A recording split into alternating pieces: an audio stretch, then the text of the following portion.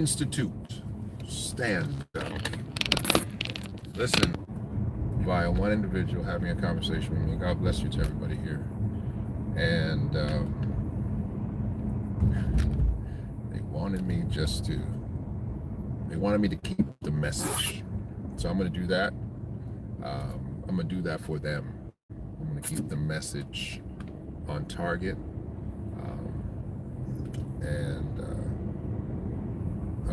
I'm gonna try to do what they've asked me to do.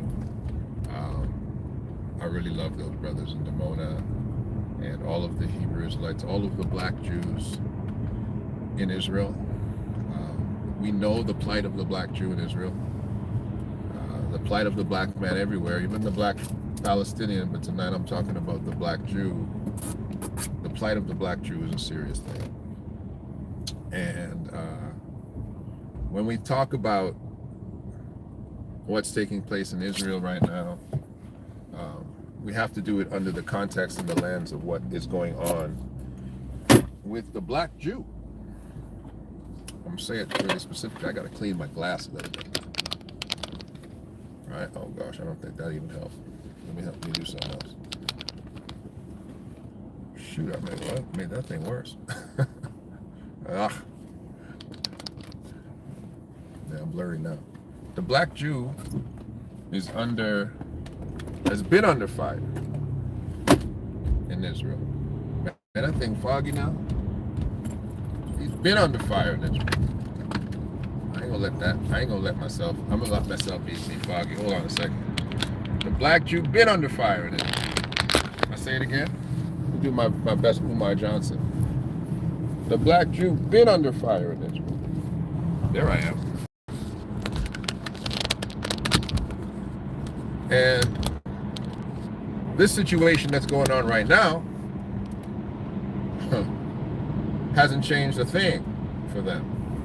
In fact, it's made it even more hypocritical on behest of the Ashkenazi and the Sephardic Jew. You know why? Because and they told me to leave the boy alone too, so I'm a cool down on Benjamin Netanyahu for a second. They said give the Netanyahu some breathing room. I said I'm gonna give him some breathing room. I'll cool down in a second.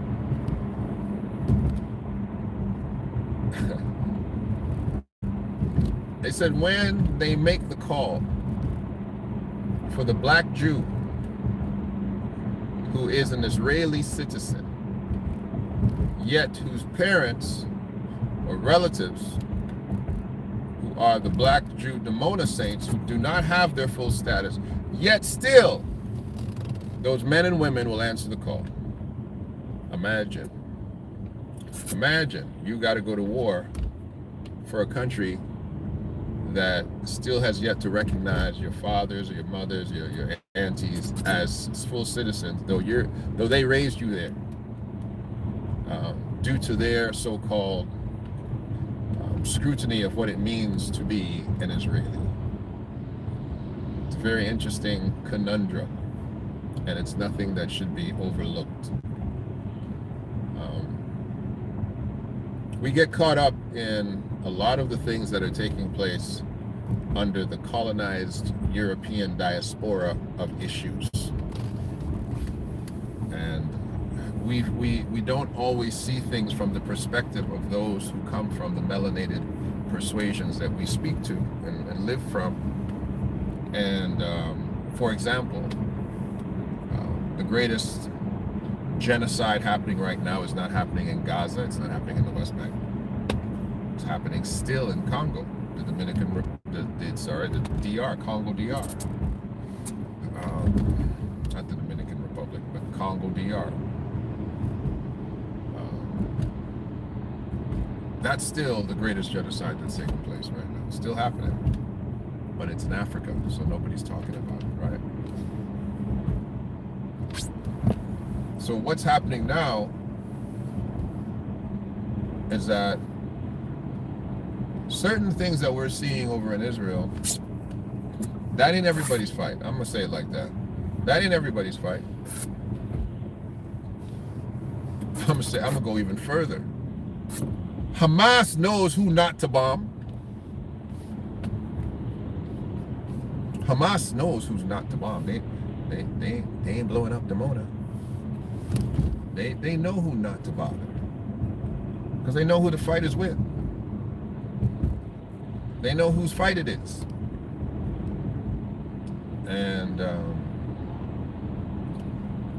I don't want to say anything to put those folks in a worse predicament, per se, but than what they're in. But that government, after they finish doing what they're doing in the Middle East, they need to come back to where they started and fix up their domestic policy to take care of the black Jew. Period. Period. They're not surrounding planes in Russia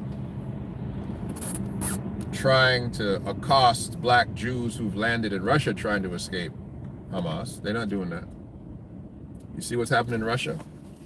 A plane of Jews landed in Russia, Ashkenazi, Sephardic, white Jews, and some protesters. I'm not going to say what kind of protesters they are because I don't know. Protesters, they pushed their way onto the air landing strip, surrounded the plane. Right now, there's an incredible outcry that say that there's anti-Semitism. It's at its highest rate in the world. Anti-Semitism. They are targeting Israel and saying, you know, is Israel committing war crimes? And the world is doing what the world does right now. That's what's happening. The world is doing what the world does. But this is my question to you.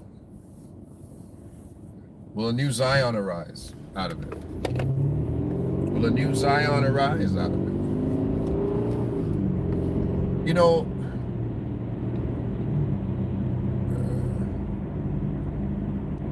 it's very interesting to hear some of the rhetoric that I hear coming from. I'm talking to the Christian evangelical.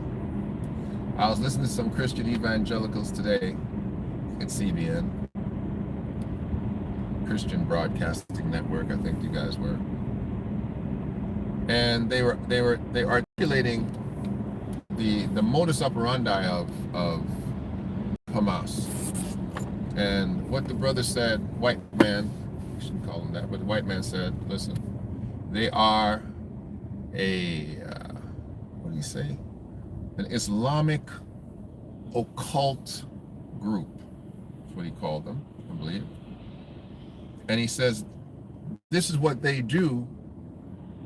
They said that they're not afraid to go to war because the Israelis is afraid to die, but they are willing to martyr themselves for the cause.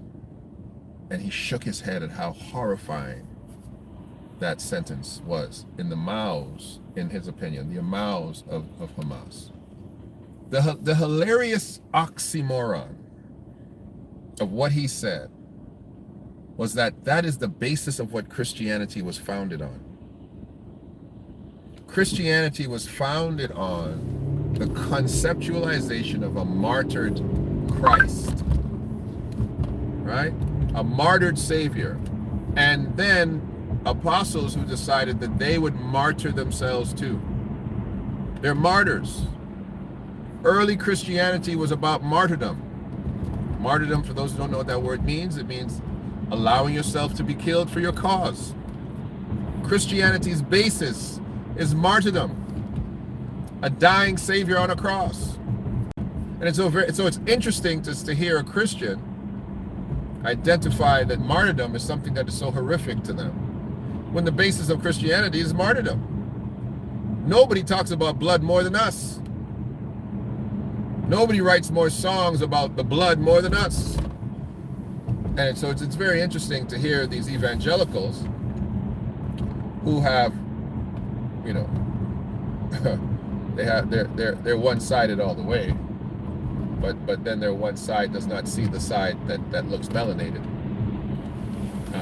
It's very interesting to see them when they try to articulate an issue that they truly don't even have the conceptualization to understand. That they step on their own tongues when they identify what they're calling to be Islamic occult groups you know, because in anything in Christianity, you got to throw in the occult there to make it sound really bad. You know, you got to say, oh, that's demonic, and you got to do all that. But it's just very interesting to hear these folks say this. This is an issue, again, like World War One, like World War Two, like like Gulf One and Gulf Two. These are issues that firmly sit on the opposite side of the black community many times. Even right there in Israel. Not saying that these folks are not involved, because yes, if they have to go fight, and if their children have to go fight, then of course they're involved. But again, I have to say, it's not their fight. Israel now has begun its ground game. Very slow, methodical ground game. And it's interesting that the new propaganda that's coming out, and I call it propaganda because you don't know what's true until you know what's true. But what Israel has released is a set of detailed maps, digitally showing everyone how Hamas has erected underground tunnels connected to churches, hospitals, and schools, showing that their entry level and their exit level is from those places.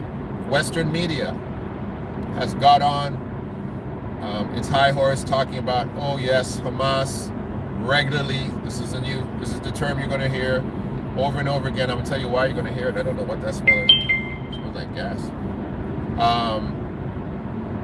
Human shields, right? Human shields. You're hearing that a lot. Oh, it's human shields. They're using people as human shields, and you're hearing that a lot, right?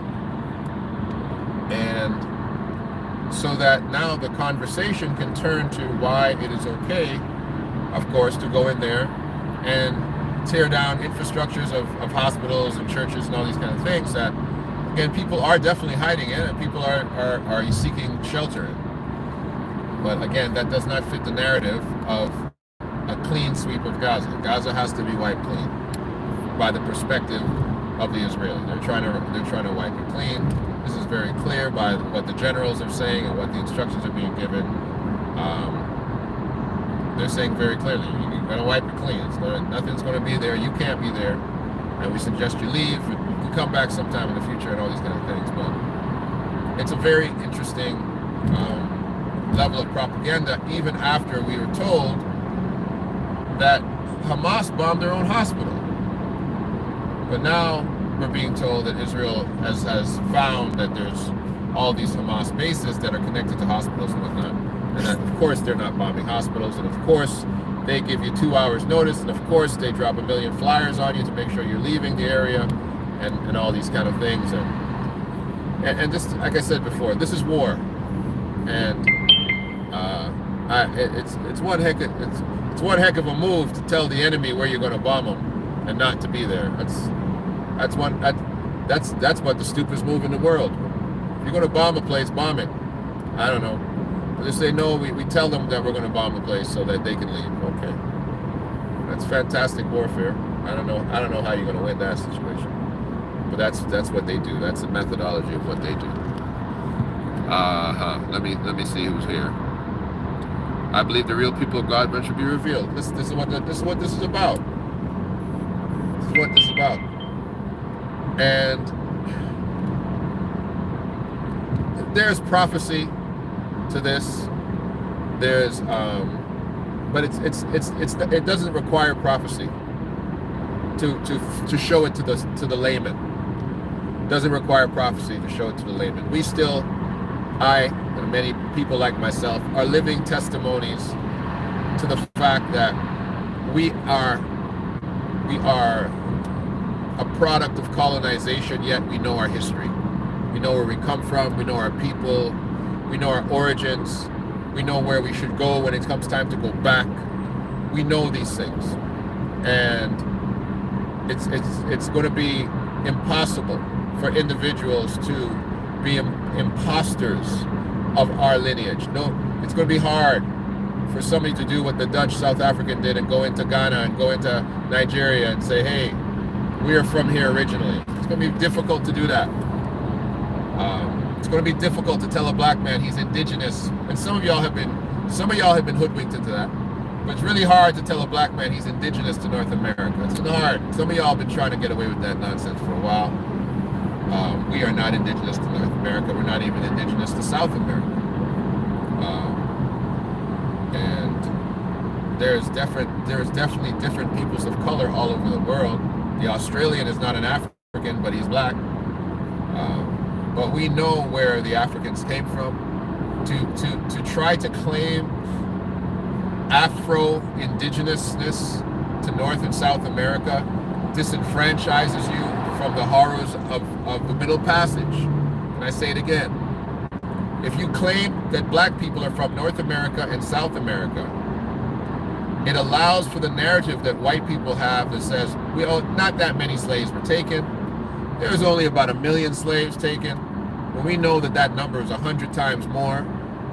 We know that the Middle Passage left more people in the sea than actually got people to the other side. And and these places we are not indigenous to. Black settlements did come to North America via people like Abu Bakr the First and Phoenicians who circumnavigated the globe long before Columbus, and also the Malians were long before Columbus. But we are still clear about being indigenous. The black man circumnavigated the globe when the European was still living in caves and eating his meat raw. We had ships. We could make ice in the desert. We had Pythagoras' theorem. We could navigate by the stars. We had compasses based on flat earth science, even before we understood what Galileo was saying. So we had the capacity to come back and forth around this place multiple times, but that doesn't make us indigenous. And the fear I have of claiming indigenous to areas that we do not come from it removes the responsibility and the culpability of the colonizer. It also disenfranchises you from your actual identity. We know where the basin of civilization was. It wasn't here. Let's not be daft. We understood when Abraham walked into Egypt with his wife Sarai. That was in the 16th dynasty of Egypt. Egypt was a thriving metropolis. There was a famine everywhere except for Egypt. We understand that the Afro-Hamitic and the Afro-Semitic people were building civilizations long before there was anything here in North America and South America. Stop this. We were the people of true civilization, the people of mathematics, the people of the calendar system, the people who understood how to utilize the moon with crop growing. We were those people, the people who were burying their people and mummifying their people and building ziggurats or pyramids. And come on, we were those people with Timbuktu and its libraries and these great empires that were built. We were those people. Let's be very clear, we were those people. And let's leave people in their indigenous areas where they came from. And understand that how now, when black people start to show up looking like they're indigenous in North America, it was for different reasons. It was because they ran away from particular colonies. They were maroons or other things that when they came here, they said, no, you're not going to keep me enslaved over here. I'm going to break loose and I'm going to set up shop in the wilderness and I'm going to stay out here. So then you might think, oh, a maroon or a Blackfoot Indian is an indigenous Indian. No, he's an escapee that said, I'm going to set up shop just like these Aboriginals and live myself out here. That's a different story. So we just have to understand the difference. And going right back to my point, the Afro-Semitic individual is the indigenous Israelite. It's very interesting. Why? I don't know why you would call yourself an Israelite for thousands of years. Listen to me very carefully. And remember, I'm a Christian. I'm not a Hebrew so-called Israelite in respect to what people categorize themselves in there. I'm a Christian. But I know common sense. If I've been called an Israelite for thousands of years in the Bible, why am I now an Israeli? It would make sense if the Jew called himself something else, but they don't. Why is he an Israeli and he's not an Israelite? Those things are key. Those things are clear. Those things are categorical. Change of, when you realize that you're not necessarily the originals, you change it up a little bit. Fine, no problem. That's good. I don't mind. I don't mind. I don't mind anybody joining my team. I don't mind. I am not xenophobic in any kind of way. If you want to come and you want to say I'm Trinidadian, Brayton, I'm a Trini boy. I like roti. I like sorrel. And you braided up your hair. You're white as the driven snow. But you say, boy, I feel Trini in my bones. I say, man, you're a Trini too. Okay, no problem. But when you start telling me that you are the original, and I'm a copy, and I'm an imitation, and I'm a usurper, and I'm a visitor, and when you do all that, that's when you've gone too far. That's when you've gone too far. When the problem that we've always had in school, now I'm bringing this right back to Israel. The problem we've always had in school is that they always teach African history, black history, starting from slavery on. Like black people were invented in slavery. The African history doesn't start in slavery. It doesn't start there. It starts in Genesis. In Genesis chapter 3, Genesis chapter 2, it starts there. It starts right away. Black history starts immediately. It doesn't start somewhere in the 14, 15, 1600s. It doesn't start there. And Israelite history does not start in 1948. It doesn't start in 1917. It doesn't start there. And so these are the things that, are part of the conversation now. Let me tell you something. This has to, the Afro-Palestinian, the Afro-Arab. These are people y'all don't see. Y'all don't see the black man sitting on both sides of that situation. Oh, not both sides, three sides. Right? You've got the Arab, right? You've got the Jew, you've got the Palestinian. You've got three different genotypes running around over there. All of them could be black too. There's a lot. This conversation is much bigger than it is. It's a much bigger conversation. That's what's going on right now. But understand what this fight is about. And I told you already, and I'm not going to back down from it. This fight is about one man, the leader of Israel, wanting to dismantle the nuclear armament of Iran. That's what this is about. That's what it's always been about. That's what the agenda is. You watch long enough, that's what it's about.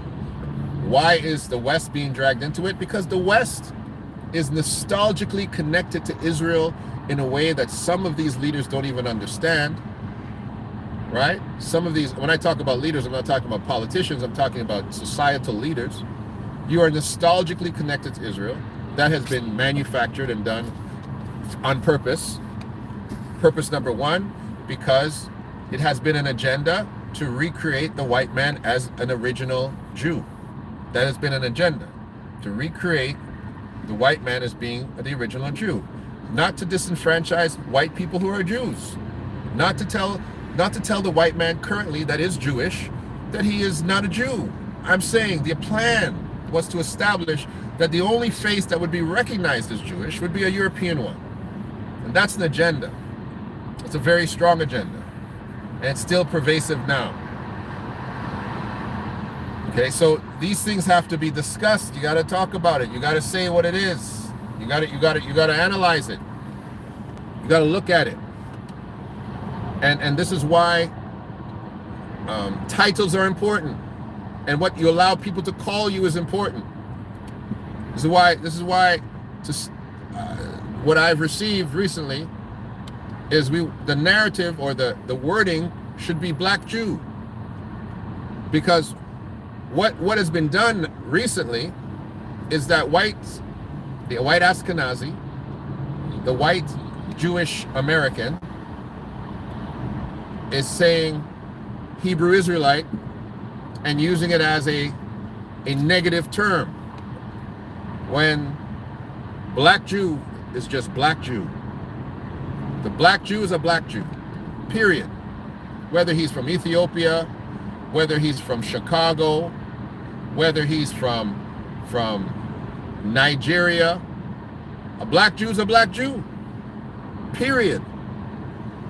And what they've been very successful, and because we've assisted them, this is how we've assisted them.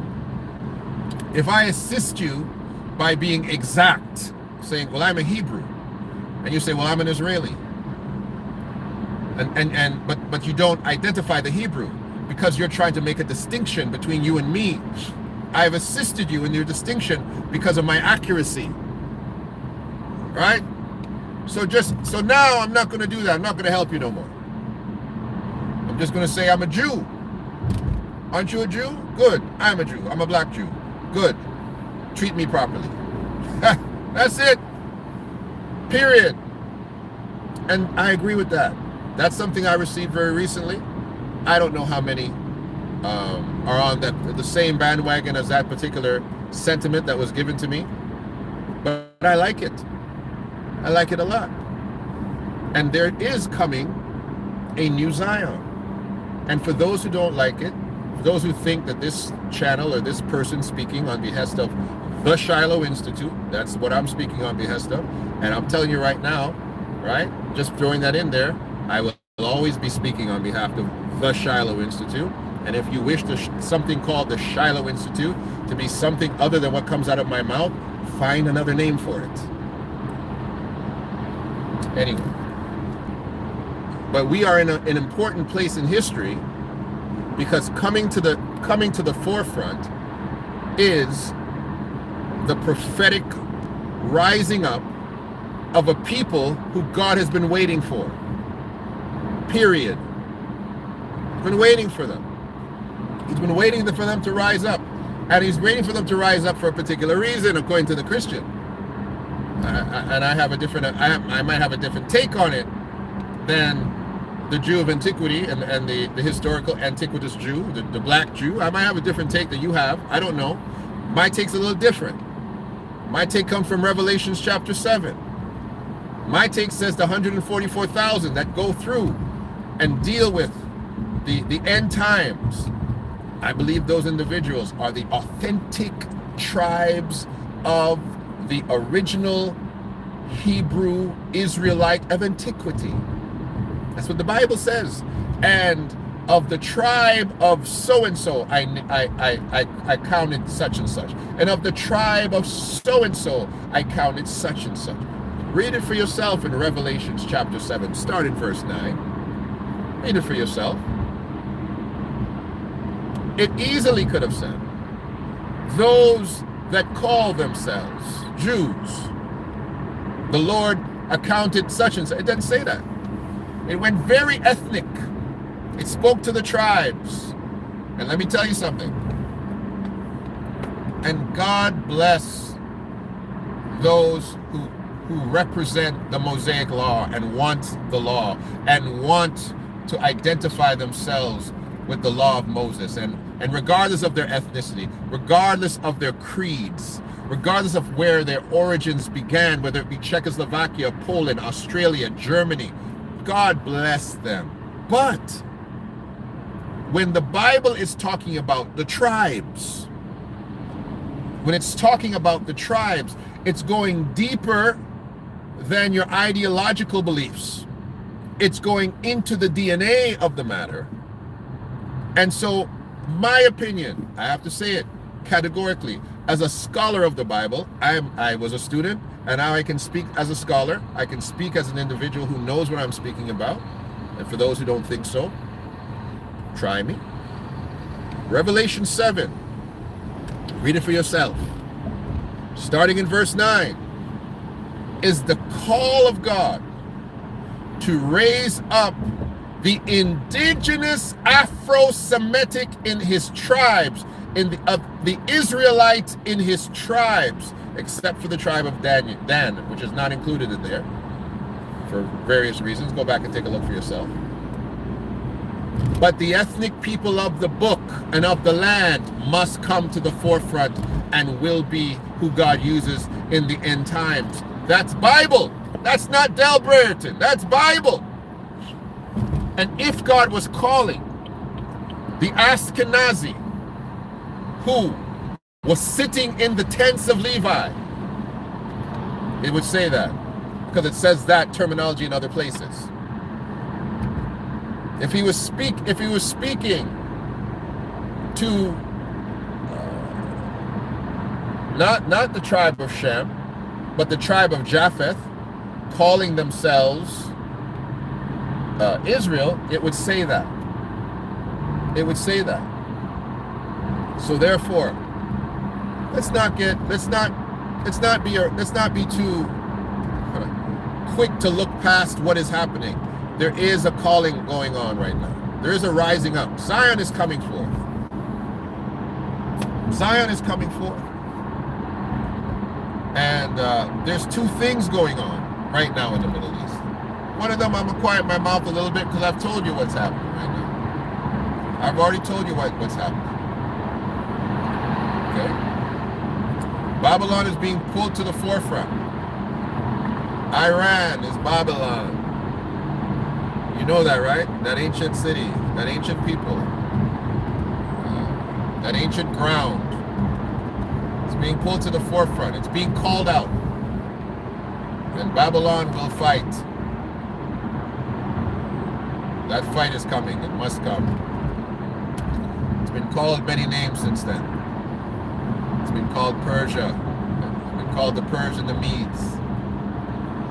It's been called a few names since then. It's been called Iran. Okay?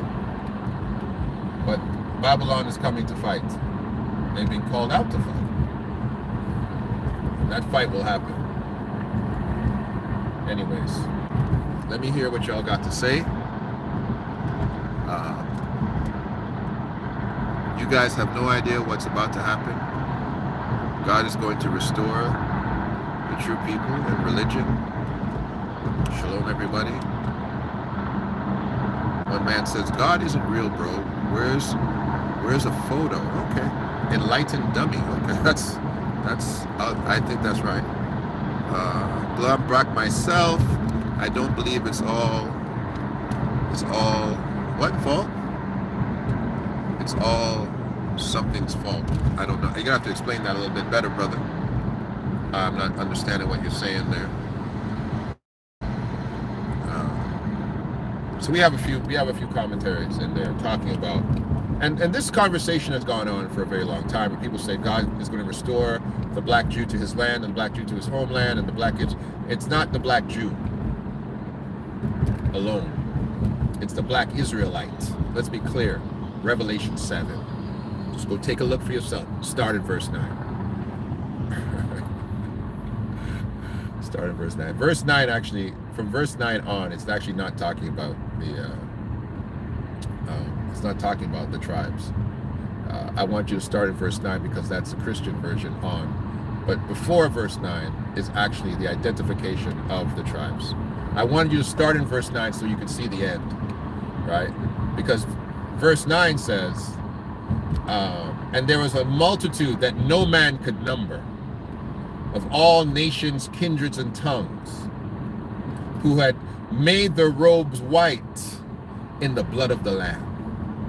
You see, that's another story. That's a story of unity, of synchronicity, of God calling all the nations of the land and of the world through his precious Son. That the Lamb that was slain is able to make us all brothers. That's the Christian message. This conversation and speaking to Israel, Revelation chapter 7 identifies the ethnic tribes that will be called in the last days to go through great tribulation. Wow. It's not going to be easy. A lot of folks, you want to be some stuff, and some of you are some stuff, but it ain't going to be easy in the last days. to be of those 12 tribes. It ain't going to be easy, but your God will be with you. But it won't be easy. It won't be easy at all. That's why I said start in verse 9. I was setting a little trap door for some of them. Start in verse 9, but then after you finish verse 9 and on, go back and read verse 1 to 8. And that's what I'm actually talking about. That the ethnicities that are being called in the last days, before God sends his angels to touch certain aspects of the world, there's got to be a re-identification of God's people, original people, the people of the book, the 12 tribes, right? Daniel is replaced by Manasseh and Ephraim, the half tribe they're referred to as. But there's going to be a revisitation of who the authentic people are. These are the conversations that must be had, right? Because ethnicity matters. Let me tell you something right now. Ethnicity matters. It matters what your name is. Go to the bank. Go to the bank and try and take out your own money and not give them your name. It matters who you are. Go give blood and see if they don't ask you certain questions about sickle cell and all these kind of things, because you have particular aspects of your blood that it might be different than other people's blood, right? Ethnicity matters. You know, go to your barber and see if, you know, some of us can't get in touch with that razor because we got keloid skin. That keloid skin's our skin. You don't ask the white man if he got keloid skin. Ethnicity matters. There's different history. The atmosphere responds to who is there. You know what I mean by that? You can take a very good mango seed, perfect mango seed. You can bring the soil from the Caribbean so that you plant that perfect mango seed in perfect soil for that mango seed. And then you plant that mango seed in Canada, and the environment won't let it grow. Nothing wrong with the seed, nothing wrong with the soil, but the environment's different. And I'm telling you that God's about to put situations in place where he's going to change environments so that that seed that couldn't grow, that people that couldn't grow, that soil that couldn't furnish it, God's about to change it around. And what couldn't flourish will flourish. What couldn't bloom will bloom. What couldn't stand up and say, this is mine, will be able to stand up and roar like a lion. God's about to change it up. He's got to change it up. It's already happened so many places. Don't underestimate 1948. Don't underestimate that land is now again a nation. Don't underestimate that a nation was built in one day. And don't underestimate that the black Jew has been there for 50 years, sitting there trying to get his status. 50 years sitting there. Don't underlook the Ethiopian who has come down and those who sit there. Don't overlook that. Those things are real. Those things are important. Those things are history. Those things are the groanings of what God's doing in this world. And do not overlook that there will be wars and rumors of wars, and this is the signs of things to come. But please, don't get caught up with nostalgia about individuals who are simply warfaring individuals. Warfaring individuals. You can tell a people, bro.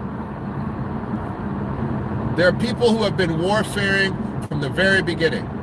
They have no culture. Their culture is war. I'm gonna be very harsh here. Their culture is war. Their culture is destruction. Their culture has been wherever they come, they take over. Wherever they come, they bring disease. Wherever they come, they see something that is beautiful and turn it into something that destroys other things. And their culture can't change. It doesn't matter what they call themselves. It doesn't matter what religion they appropriate. Whether they're Christian, whether they're a Muslim, whether they're an atheist. Certain people will always show themselves to who they are. Period. That's it. I'm sorry, I'm going to have to keep that very, very general, because I understand that this is a sensitive time. People are sensitive on both sides.